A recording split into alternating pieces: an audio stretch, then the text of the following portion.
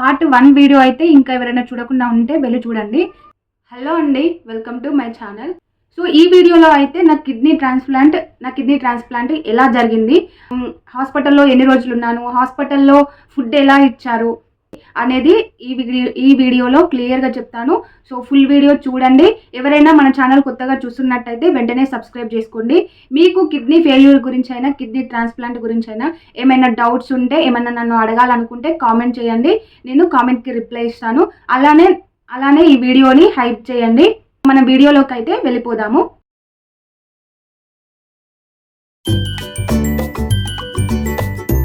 పక్కకి చూసేసరికి ఒక నర్స్ ఉంది. అంటే నేను మొత్తం ఒక గ్లాస్ రూమ్లో నన్ను మొత్తము ఒక గ్లాస్ రూమ్లో వేసి పెట్టేశారు. ఎందుకు అనేసి అంటే ఇన్ఫెక్షన్ రాకుండా ఒక గ్లాస్ రూమ్లో వేసి పెట్టారు. అందులో నేను ఒక టీవీ, ఏదైనా నీకు బోర్ కొడితే టీవీ చూడు అనేసి ఒక టీవీ పెట్టేశారు. సో ఇంకా నేను ఆమెని పిలిచిన అప్పుడు నాకు వాయిస్ కూడా రావట్లేదు, ఐస్ కూడా ఫుల్గా ఓపెన్ చేయడానికి రావట్లేదు. ఎందుకంటే మొత్తం మత్తులో ఉండిపోయినా. ఇంకా నేను ఒకవేళ మేలుకు వచ్చిన 5-10 మినిట్స్కి మళ్ళీ నిద్రపోయినా. నాకు అసలు నాకైతే 2-3 డేస్ పట్టింది మత్తు పోవడానికి. ఆ మత్తు అనేది పోతా ఉంటే పెయిన్స్ కూడా రావడం స్టార్ట్ అయింది. సో ఆ పెయిన్స్ రాకుండా ఉండడానికి ఇంజెక్షన్స్ వేయడము, అందులోనే సెలైన్స్ పెట్టడము, అందులోనే అసలు అబ్బా చాలా టార్చర్ అయిపోయింది. నాకు మెడ మొత్తం అసలు కదలకుండా, నా హ్యాండ్ కదలకుండా అసలు టార్చర్ అయిపోయింది. ఇంకా అక్కడ ఉన్న నర్సును పిలిచేసి అసలు ఏం జరిగింది, నేను ఎప్పుడు వచ్చాను, ఇదే ప్లేస్లో ఉన్నాయండి, నాకు ఇవన్నీ పెట్టేశారు, సర్జరీ మళ్ళీ ఇక్కడ నాకు మళ్ళీ సర్జరీ ఎందుకు చేశారు ఏంటి అనేసి నేను అడిగితే, అవును ఇక్కడ సర్జరీ మళ్ళీ చేశారు, సెలైన్స్ ఎక్కాలి కదా, నువ్వు ఇప్పుడు వాటర్ తాగలేవు కాబట్టి. యాక్చువల్గా నేను అప్పుడు వాటర్ తాగొద్దు, ఫుడ్ తినొద్దు. 1.5 డే నేను అసలు వాటర్ తాగలేదు, ఫుడ్ తినలేదు. అంటే ఆకలి కాలేదు, చాలా దూపైంది, అంటే వాటర్ అయింది కానీ అసలు తాగొద్దు. చాలా దాహమిస్తూ ఉంది. నాకు ఇంతకుముందు డయాలసిస్ టైంలో వాటర్ తాగినా కూడా వాటర్ తాగితే లంచ్లోకి పోయేది కదా. సో ఇప్పుడు ఏంటంటే వాటర్ తాగితే వామిటింగ్స్ వచ్చేసుకోవడం, వామిటింగ్స్ చేసుకున్నప్పుడు ఇది పెయిన్ రావడం, మళ్ళీ కిడ్నీ స్టిచెస్ ఉంటాయిగా, కిడ్నీ పెట్టి ట్రాన్స్ప్లాంట్ అయిందిగా, స్టిచెస్ ఉంటాయిగా, ఆ స్టిచెస్ పెయిన్ రావడము.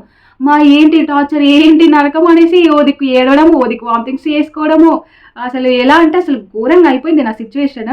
సో ఇంకా అలా వాటర్ తాగకుండా ఉండడానికి ఇంకోసారి ఇంకా నేను వాటర్ జోలికే పోను. వాటర్ తాగితే నాకు ఇలా వామిటింగ్స్ అయ్యి ఇలా పెయిన్స్ వస్తున్నాయి అనేసి ఇంకా వాటర్ తాగడం మానేయడం ఏమో కానీ నేను అడ్మిట్ అయిన దగ్గర నుంచి అసలు వాటర్ మొత్తం మానేసినాక నా లిప్స్, నా మౌత్ మొత్తం ఫుల్గా డ్రై అయిపోయింది. మాట్లాడడానికి కూడా అసలు వాయిస్ రావట్లేదు, లిప్స్ రావట్లేదు, అసలు కదలతలేవు మీ లిప్స్ అనేవి, అంత ఫుల్ డ్రై అయిపోయినాయి. సో ఇంకా నర్స్ వాళ్ళు ఏం చేసేది, నాకు అసలు నా వల్ల అయితే లేదు, చాలా దాహం ఇస్తుంది, లిప్స్ మౌత్ మొత్తం డ్రై అయిపోయింది అంటే వాళ్ళు ఇంజక్షన్తో ప్రెస్ చేయడం వాటర్ నోట్లోకి. ఇంకా కొన్ని వాటర్ తాగి, నేను చెప్పాను కదా నా డయాలసిస్ టైంలో సమ్మర్ టైంలో ఇలా నోట్లో పోసుకొని ఉమ్మేసేది అనేసి, సేమ్ నాకు మళ్ళీ అదే గుర్తుకొచ్చింది. ఇంకా నోట్లో వాటర్ పోసుకోవడం, ఉమ్మేయడము, అంటే మౌత్ కొంచెము డ్రైగా లేకుండా కొంచెం బాగుండేలా చేసుకోవడము. ఇంకొకసారి అయితే నర్స్ వచ్చి నీడిల్తో మనం ఇంజక్షన్ వేస్తాం కదా, సో ఆ ఇంజక్షన్తో వాటర్ ప్రెస్ చేయడం, ఏది 10 మినిట్స్కి ఒకసారి, 20 మినిట్స్కి ఒకసారి. నాకు అంత దాహం వేసింది, అసలు చాలా దాహం వేసింది. సో ఇంకా అలా అయిపోయిన తర్వాతకి ఇంకా 1 డే అలా అయిపోయింది. 1 డే అలా అయిపోయిన తర్వాతకి ఇంకా నెక్స్ట్ డే విషయం చెప్పడం మర్చిపోయినా, మనకి ఇప్పుడు కిడ్నీ పెడతారు కదా, రైట్ సైడ్ పొట్టకి ఒక పైపు కూడా పెడతారు. ఆ పైపు ఏంటి అనేసి అంటే వేస్టేజ్, ఆ పైపు మన పొట్టలో ఉన్న వేస్టేజ్, అంటే కిడ్నీ చుట్టూ పెట్టిన కిడ్నీ చుట్టూ వేస్టేజ్ అంతా ఆ పైపు నుండి బయటికి వెళ్ళిపోతూ ఉంటుంది. సో ఆ పైపు కూడా పెడతారు, మీకు ఇక్కడ ఫోటో ఇస్తారు చూడండి ఎలా పెడతారు ఏంటి అనేది కూడా. సో అలా ఆ పైప్ నుండి వేస్టేజ్ పోతూ ఉంది. అది కూడా చాలా పెయిన్ వచ్చింది నాకు. సో ఇది ఇక్కడ ఈ పేస్ట్, ఈ కిడ్నీ స్టిచెస్, ఆ పైపు, ఇంకా చూడండి ఫుల్ పెయిన్. అసలు ఏంటి బతుకు, ఏంటి కర్మ అనేసి అనిపించింది. ఇంకో మాట అయితే డయాలసిస్ కంటే ఇదే బెటర్ అనేసి అలా కూడా అనిపించింది. ఇంకా నేను తాగేది కొన్ని వాటరే, కానీ ఆ కొన్ని వాటర్ అయినా కూడా అసలు చాలా అంటే చాలా వామిటింగ్స్ చేసుకున్నా. అందుకనేసి డాక్టర్స్ అసలు పొట్ట మొత్తం ఖాళీ ఉండాలి, వాటర్ కూడా తాగొద్దు అనేసి నాకు ఇక్కడ సెలైన్స్ పెట్టారు, ఇక్కడ ఫుల్గా సెలైన్స్ ఎక్కుతూనే ఉన్నాయి, మధ్యలో ఇంజెక్షన్స్ ఇస్తూనే ఉన్నారు. అయినా కూడా మస్తు దాహం వేసేది. వాటర్ తాగితేనేమో అసలు ఫుల్ వామిటింగ్స్ చేసుకున్నా. 3 టైమ్స్ వామిటింగ్స్ చేసుకున్నా. అలా 3 టైమ్స్ వామిటింగ్స్ చేసుకోవడం వల్ల ఆ వామిటింగ్స్ చేసుకోవడం ఏమో కానీ కిడ్నీ దగ్గర స్టిచెస్ ఉంటాయి అవి పెయిన్ వచ్చేది, ఈ సెలైన్స్ పెయిన్ వచ్చేది, మెడ దగ్గర పెయిన్ వచ్చేది. అబ్బా పిచ్చి లేసే నరకం కనిపించింది. ఈ పెయిన్స్ వద్దు, నాకు ఏది వద్దు, నాకు వాటర్ వద్దు, ఏం వద్దు, నేను తాగను అనేసి ఇంకా నార్మల్గా ఊరుకున్నా. ఎప్పుడైనా ఇలానే దాహం వేసినప్పుడు నోట్లో వాటర్ పోసుకోవడము, ఉమ్మేసేయడము, అలా లేదు అంటే లిప్స్ తడుపుకోవడము అలా చేసిన నేను. ఇలా 2 days అయితే అయిపోయింది. ఇంకా తర్వాతకి నెక్స్ట్ డే మనకి ఏంటంటే పింక్ కలర్ స్టిక్కర్ ఇస్తారు. పింక్ కలర్ స్టిక్కర్ మీకు ఐడియా ఉందో లేదో, సడన్గా దాని ఆ స్టిక్కర్ నేమ్ గుర్తుకు రావట్లేదు. నేను ఎడిట్ చేసేటప్పుడు ఇక్కడ నేను పిక్ ఇస్తా చూడండి, ఫోటోను దాని నేమ్ ఇస్తా చూడండి. సో అది ఏంటి అంటే అది స్టిక్కర్ వేసిల్లో అంటే అందులోకి వాటర్ వెళ్ళవు, అలానే చాలా స్టిఫ్గా ఉంటుంది. సో అది నాకు స్టిచ్చెస్ మీద వేశారు. అది తీసేటప్పుడు అంటే చాలా పెయిన్ వస్తుందంట. నాకు ఇలా తెలుసు అంటే నా ఆపోజిట్ బాక్స్లో ఒక అతను కిడ్నీ ట్రాన్స్ప్లాంట్ చేసుకొని ఉన్నాడు. అంటే నాకంటే ముందు తనకి కిడ్నీ ట్రాన్స్ప్లాంట్ అయింది. సో తను అన్నాడు అది తీసేటప్పుడు చాలా పెయిన్ వస్తుంది. అంటే నేను అడ్మిట్ అయినప్పుడు తను చెప్పిండు నాకు, అడ్మిట్ అయినప్పుడు తనతో మాట్లాడిన ఎలా ఉంటుంది ఏంటి అనేసి మాట్లాడినప్పుడు తను చెప్పిండు నాకు. సో అది తీసేటప్పుడు చాలా పెయిన్ వస్తుంది కానీ ఏం కాదు, టెన్షన్ పడకొనేసి చెప్పిండు. ఆ రోజు మార్నింగ్ ఏమైంది, నర్స్ వచ్చి నీకు ఈ పింక్ స్టిక్కర్ తీసేస్తారు, అలానే యూరిన్ పైప్ కూడా తీసేస్తారు, అప్పుడు నీకు కొంచెం ఫ్రీగా ఉంటుంది అనేసి చెప్పారు. అలానే భయపడుతున్నా ఎలా ఉంటుందో ఏంటి, పెయిన్ ఎలా ఉంటుంది అనేసి. ఇంకా ఆ రోజు అయితే యాక్చువల్గా నాకు ఆ మత్తు అనేది ఇంకా అస్సలు పోలేదు. నేనైతే ఫుల్గా నిద్రపోయేది. ఆ రోజు నిద్రపోయిన టైంకి డాక్టర్ వచ్చిందంట. సో నేను మంచి నిద్రలో ఉన్నంట. నర్సు నన్ను లేపుదామనేసి చూస్తే వద్దు, ఆ అమ్మాయి పడుకోనివ్వండి, మళ్ళీ లేస్తే అరుస్తూ ఉంటుంది, చిన్నదానికి ఆమె అరుస్తుంది, చాలా సెన్సిటివ్ బాడీ ఆమెది అనేసి ఇంకా డాక్టర్ మెల్లిగా తీసేసి వెళ్ళిపోయిందంట. ఏమైందంటే నేను లేచేసరికి ఆ పింక్ స్టిక్కర్ లేదు. ఏమైంది, డాక్టర్ ఎప్పుడు వచ్చిండు, ఎప్పుడు తీసిల్లు, అసలు ఏం జరిగింది అనేసి అడిగితే నర్స్ అప్పుడు చెప్పింది నువ్వు మంచి నిద్రలో ఉన్నావు, లేపొద్దు అనేసి డాక్టర్ చెప్పిండు, ఇంకా ఆ టైంలోనే తీసేసిల్లు అనేసి. అంటే అమ్మయ్య నువ్వు మంచి పని చేసినావు, అసలు నేను ఆ పెయిన్ భరించకపో కావచ్చు మోహ అనేసి, చాలా థ్యాంక్ యూ లేపలేదు నన్ను అనేసి ఇంకా చెప్పేసిన. అవును చాలామంది చాలా ఏడుస్తారు, అది చాలా పెయిన్ వస్తుంది, స్టిచ్చెస్ మీద స్టిక్కర్ తీయడం అంటే పెయిన్ వస్తుంది, ఇంకా నువ్వు పడుకున్నదే మంచిదైంది అనేసి నర్సు కూడా చెప్పింది. ఇంకా అలా అయిన తర్వాతకి మేడం వచ్చేసి యూరిన్ పైప్ కూడా తీసేసింది. యూరిన్ పైప్ తీసిన తర్వాతకి అమ్మ చుక్కలే, ఇంకా అదంత నరకంగా అనిపించింది నాకు. నా వల్ల అయితే అస్సలు కాలేదు. ఎందుకు అనేసి అంటే 1 minute యూరిన్ వెళ్ళడము, లేవాలి, ఆ పైపు నార్మల్గా నేను సైడ్కి పైపు పెట్టారు అనేసి చెప్పాను కదా, ఆ పైపు బ్యాగ్ పట్టుకోవాలి, ఇటు ఇవి ఊకే యూరిన్ వస్తుంది అనిస్తుందని చెప్పినప్పుడల్లా ఇది పీకేసేయాలి, అవన్నీ తీస్తే అప్పుడు నేను వెళ్ళాలి. అవన్నీ పిలిస్తే వాళ్ళు వచ్చేది, అవన్నీ తీసేది, మళ్ళీ నేను వెళ్ళి వాష్రూమ్కి వెళ్ళి కూర్చోరాకపోయేది, నాకు అసలు చాలా పెయిన్ వచ్చేది. బ్యాగ్ పట్టుకునేది ఒక సైడ్ ఆయమ్మ వచ్చి అసలు ఎలా అంటే 10 minutesకి ఒకసారి 5 minutesకి ఒకసారి అలా అసలు చాలా టార్చర్ అయిపోయింది. అసలు వేస్ట్గా తీసేళ్ళు పైపు, నాకు అలానే ఉంటే బాగుండు అనేసి నేను నర్సుని తిట్టేసిన. అలా ఉంటే నీకు వాకింగ్ కాదు, నువ్వు ఫాస్ట్గా సెట్ కావు నర్సు చెప్పింది. ఇంకా నువ్వు ఫాస్ట్గా సెట్ అవ్వవు, ఇలా అయితే ఫాస్ట్గా సెట్ అవుతావు అనేసి ఆమె చెప్పింది. ఈ ఫాస్ట్గా సెట్ అవ్వడమో కానీ యూరిన్ వస్తుందనగాని ఇవన్నీ పీకేయడము, నేను వెళ్ళడం, నడుచుకుంటూ వెళ్ళడము రావడము నా వల్ల అయితే లేదు. అసలు నిజం చెప్పాలంటే బెడ్ నుంచి లేవడమే చాలా కష్టమైపోయింది.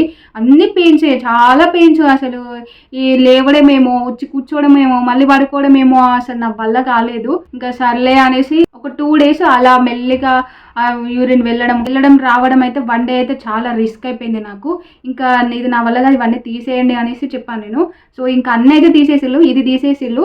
సో ఇది నేను ముందే తీపించుకున్నా. ఎందుకు అనేసి అంటే నాకు ఇక్కడ మొత్తము బ్లాకిష్ అయిపోయింది, హ్యాండ్ మొత్తం బ్లాకిష్ అయిపోయింది. అలానే చాలా పెయిన్ వచ్చింది, చాలా లాగింది నాకు. ఇది ఒకటి అంటే ఇందులో సెలైన్ ఏం ఎక్కించలేదు. ఏం చేశారంటే ఇందులో నుండి బ్లడ్ తీయడానికి అనేసి దీన్ని అలానే ఉంచిల్లు. ఇందులో నుండి బ్లడ్ తీసుకునేది రోజు. సో ఇది ఇంకా నాకు బ్లడ్ తీయడం వద్దు, ఏది వద్దు, మీరు నార్మల్గా బ్లడ్ తీసినా మంచిదే కానీ ఇలా అయితే వద్దండి, నాకు చెయ్యి చాలా లాగుతుంది, చెయ్యి మొత్తం బ్లాక్ అయిపోయింది అనేసి అంటే ఇంకా అప్పుడు ఇది తీసేసిల్లు. ఇంకా ఇది కూడా తీసేసిల్లు, ఇంకా నెక్స్ట్ డే తీసేసిల్లు. అప్పటి నుంచి బ్లడ్ ఇంకా నార్మల్గా నెడిల్తో ఇంకా బ్లడ్ తీసుకునేది, యూరిన్ కూడా నార్మల్గా తీసుకునేది. ఇది ఒక్కటే ఉంచేది, ఇది ఒక్కటే నేను డిశ్చార్జ్ అయ్యేంత వరకు ఇందులో నుండి సెలూన్ ఎక్కింది. ఏదైనా ఇంజెక్షన్స్ ఇవ్వాలన్నా కూడా ఇందులో నుండే చేశారు. ఇక్కడ మీకు ఒక ఇంపార్టెంట్ పాయింట్ చెప్పడం మర్చిపోయాను. ఏంటంటే మనకి కిడ్నీ ట్రాన్స్ప్లాంట్ చేయగానే, అంటే కిడ్నీ పెట్టగానే, కిడ్నీ ట్రాన్స్ప్లాంట్ అయిపోగానే మనకి క్రియాటిన్ అనేది చాలా తగ్గిపోతూ ఉంటుంది. ఎందుకు అనేసి అంటే మనకి సెలెన్స్ మెయిన్గా మనకి వాటరే కదా ఇంపార్టెంట్, మన బాడీకి వాటర్ ఎంత తాగితే అంత క్రియాటిన్ అనేది తగ్గిద్ది. సో వాటర్ నేను తాగలేను కాబట్టి సెలెన్స్ పెట్టిల్లు. ఆ సెలెన్స్ వల్ల క్రియాటిన్ అనేది నాకు తగ్గుతూ వచ్చింది. నాకు క్రియాటిన్ ఒక 1-2 అవర్స్లోనే, యాక్చువల్గా నేను అడ్మిట్ అయ్యేటప్పుడు నాకు క్రియాటిన్ వచ్చేసి 8 ఉండే. నాకు కిడ్నీ ట్రాన్స్ప్లాంట్ అయిన 2 అవర్స్కి క్రియాటిన్ వచ్చేసి 0.7కి వచ్చేసింది. సో నెక్స్ట్ 2 డేస్ తర్వాత 0.8, ఇంకా నేను డిశ్చార్జ్ అయ్యే టైంకి 0.9కి అలా వచ్చేసింది నా క్రియాటిన్. నాకు ఒకరు కామెంట్ కూడా చేశారు, నేను మీకు కిడ్నీ ట్రాన్స్ప్లాంట్ కాగానే క్రియాటిన్ తగ్గిందా లేకపోతే ఎప్పుడు తగ్గింది అనేసి. సో నా క్రియాటిన్ అయితే కిడ్నీ ట్రాన్స్ప్లాంట్ అయిన 2 అవర్స్కి నాకు 0.7కి వచ్చేసింది క్రియాటిన్. సో అలా వస్తే చాలా కిడ్నీ చాలా ఫాస్ట్గా పనిచేస్తుంది, అంత బాగుంది అనేసి అర్థం అంట. సో నాకు చాలా హ్యాపీగా అనిపించింది. నేనైతే లేవగానే ఫస్ట్ క్రియాటిన్ ఎంత వచ్చిందని అడిగినా నేను. నాకు మెలకువ రాగానే అమ్మ గురించి అడిగిన తర్వాతకి నాకు క్రియాటిన్ ఎంత ఉందనేసి అడిగినా నేను వాళ్ళకు 0.7 ఉంది నీకు అని చెప్పగానే నేనైతే చాలా హ్యాపీగా ఫీల్ అయినా. సో ఇంకా నెక్స్ట్ డే మళ్ళీ నాకు సైడ్కి పైపు పెట్టారు, వేస్టేజ్ అంతా పోవడానికి పైప్ పెట్టారు అన్న కదా. సో ఆ పైపు కూడా నెక్స్ట్ డే నాకు తీసేసిల్లు. అది తీసేటప్పుడు చాలా పెయిన్ వచ్చింది.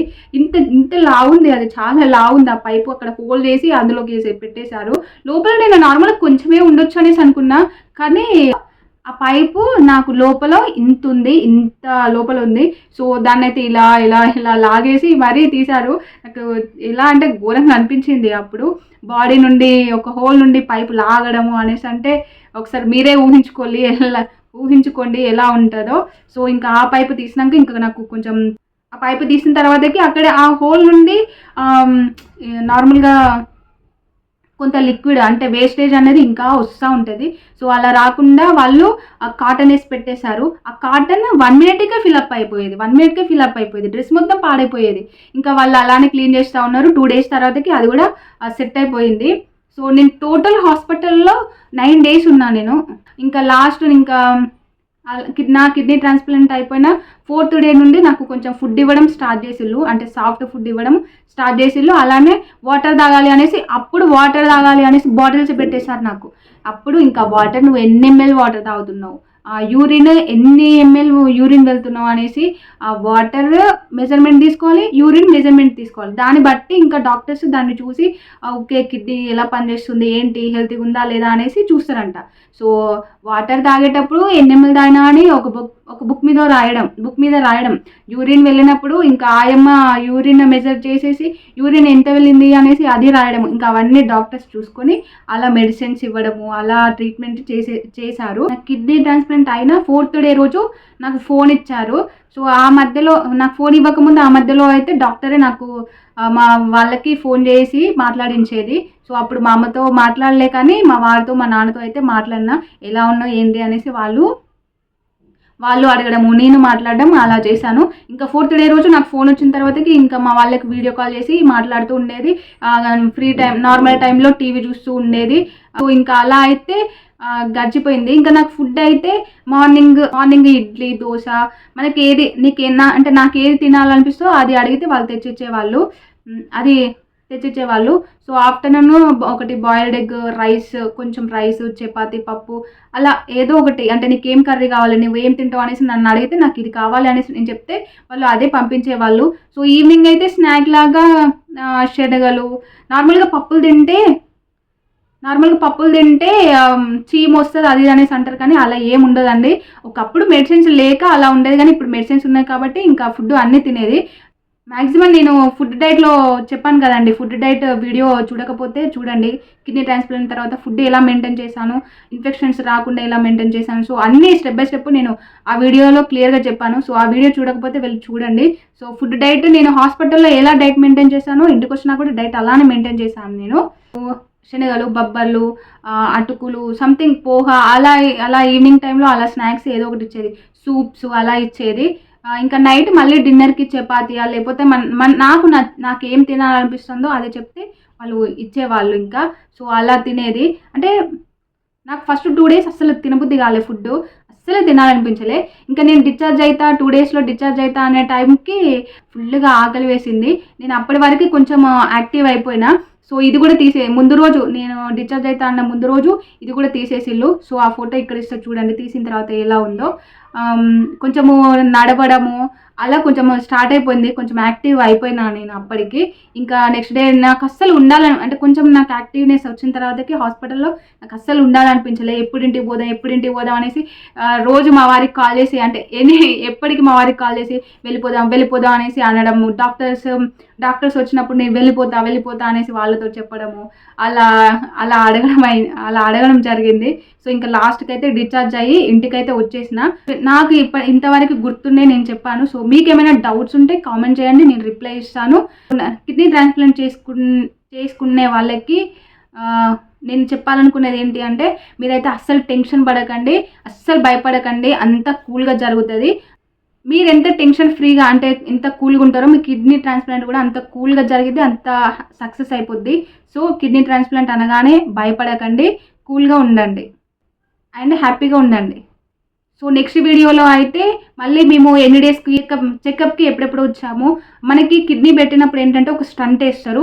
సో ఆ స్టంట్ ఎప్పుడు తీపించుకున్నా, స్టంట్ ఏంటి అనేది, అసలు స్టంట్ ఏంటి, స్టంట్ ఎందుకు వేస్తారు, ఆ స్టంట్ ఎప్పుడు తీపించుకున్నా నేను, అలానే స్టిచ్చెస్ ఎప్పుడు తీపించుకున్నాము, స్టిచ్చెస్ ఎలాంటి స్టిచ్చెస్ వేస్తారు, నాకు ఎన్ని స్టిచ్చెస్ పడ్డాయి అనేది నేను నెక్స్ట్ వీడియోలో చెప్తాను. సో డిశ్చార్జ్ ఎలా అయ్యాను, మా అమ్మకి ఎలా ఉండేది, అమ్మకి ఎలా ఉంది, డిశ్చార్జ్ అయిన తర్వాతకి నాకు ఎలా ఉంది, మేము ఎలా ఉన్నాము, ఎలా ఇంటికి వచ్చినాము అనేది అన్నీ క్లియర్గా నెక్స్ట్ వీడియోలో చెప్తాను. సో ఈ వీడియో మీకు ఎలా అనిపించిందో కామెంట్ చేయండి. పార్ట్ 1 వీడియో అయితే ఇంకా ఎవరైనా చూడకుండా ఉంటే వెళ్ళి చూడండి.